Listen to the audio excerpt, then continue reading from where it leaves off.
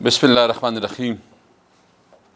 میں آج اس عید الفطر کے بابرکت دن کے حوالے سے کچھ باتیں کرنا چاہتا ہوں۔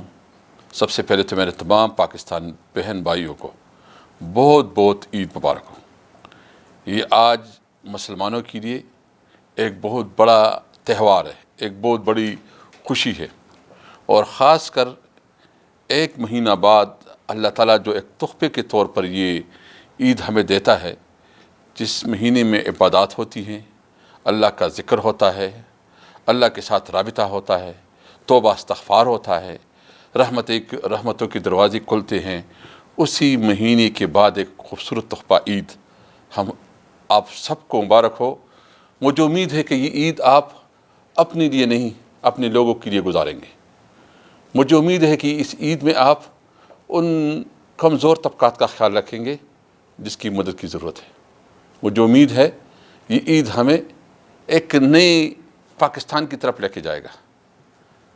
مجھے اس بات کا احساس ہے کہ دنیا ایک ٹرمائل سے گزر رہی ہے، ایک مشکل دور سے گزر رہی ہے، لیکن مجھے یہ امید ہے کہ ہمارے قوم نے جو دعائیں کی ہیں اور عید کے دن جو دعائیں ہوں گی، انشاءاللہ تعالیٰ یہ مشکل، یہ تکلیف، یہ راحت میں بدلے گا۔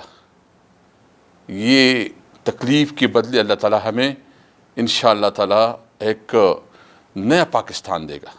مجھے امید ہے۔ میں صرف یہ ریکویسٹ کروں گا کہ عید کے دن آپ نے احتیاط کرنی ہے۔ میں خود اس تکلیف سے گزرا ہوں اور مجھے احساس ہے کہ کتنا تکلیف ہے۔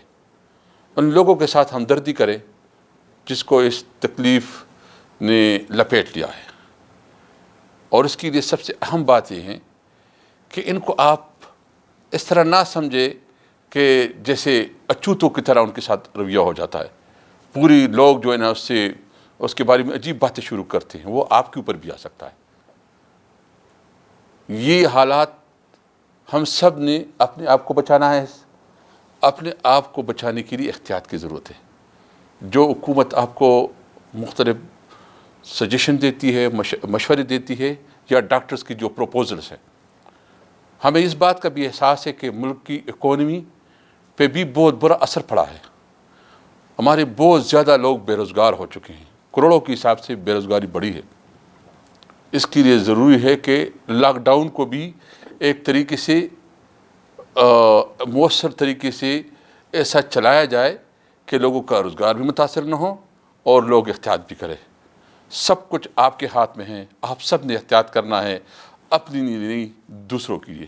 آئے ہم سب ایک نئے پاکستان میں اپنا کردار ادا کریں۔ سچویشن کا جو بھی ہے اس کا بہادری سے مقابلہ کریں، اور ہم کوشش کریں کہ اپنی نہیں دوسروں کے لیے جیے۔ میری طرف سے پورے پاکستان کو عید مبارک۔ جہاں دنیا میں ہمارے مسلمان بھائی بستے ہیں، سب کو بہت بہت عید مبارک۔ پاکستان زندہ باد۔